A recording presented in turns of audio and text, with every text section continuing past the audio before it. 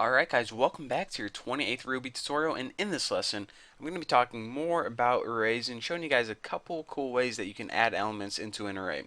So I showed you guys how to pretty much create a full array last time with all the elements already in it, but now I'm going to show you guys an alternative way, because often what you want to do is at first you just want to create a blank array, and then maybe you want the user that's using your program to be able to fill it up, or other programmers, and you don't know what all you want in your array at first. So the first thing that people do is typically create a blank array, and here's how you do that. Instead of putting square brackets with a bunch of things in it, just put empty square brackets with nothing in between. Now go ahead and hit enter and check it out. We have an array called cheese, and nothing is in this array yet.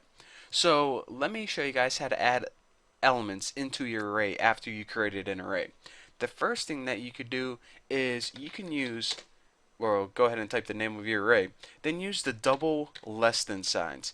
Now, okay, I might as well type out the whole command, because if I try to explain what I'm going to type next, it's not going to make sense. So first item. So what we want to do is we want to add a bunch of strings or text into this array.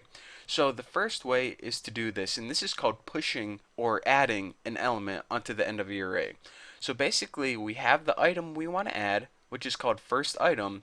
Now you can kind of see these double less than signs is like an arrow flowing into cheese. So now whenever we hit enter, this item is going to flow into the array cheese. Check it out. Now if we go ahead and print out cheese on the screen, we have one item in there. So again, that is called pushing, or basically adding an element onto the end of your array. Now you can also do this in an alternative way. Now that's, go ahead and type the name of your array, which is cheese, and use the push method. Now this is pretty much the same exact thing as before, but it's easier for a lot of beginners to visually see what's going on now, rather than this double less than operator. So now in between, as your parameter for push, go ahead and type in whatever item you want, like second item.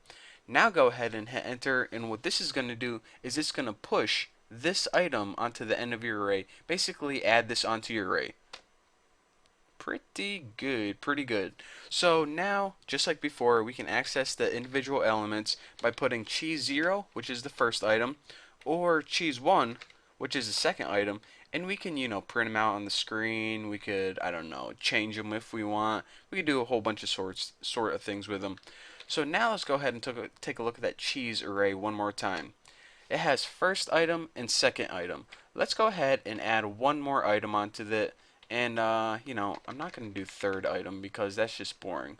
Let's just go ahead and do tuna McTuna.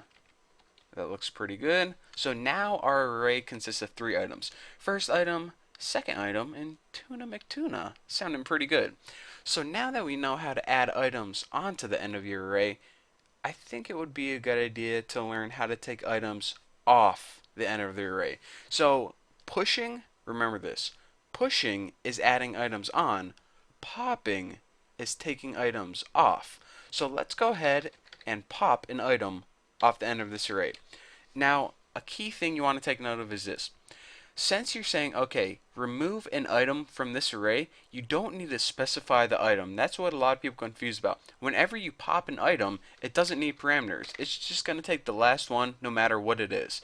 So go ahead and put cheese pop. That actually sounds like a soda drink or popcorn or something. And go ahead and hit enter. And now it returns to you tuna McTuna. Now the reason it does this is it's pretty much saying, okay, this is the item that we removed from your array. So before our array was first item, second item, and tuna McTuna. Now we popped off the last element, which was tuna McTuna. Now if you just go ahead and take a look at cheese, check it out.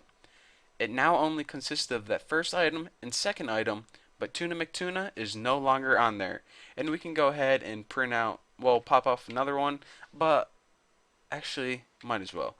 I was going to say something else, but never mind. I was getting flabbergasted. So let's go ahead and pop off the next element. What one does this pop off? The second item. Now, if you go ahead and take a look at that cheese array, it only has that first item. Pretty interesting, huh?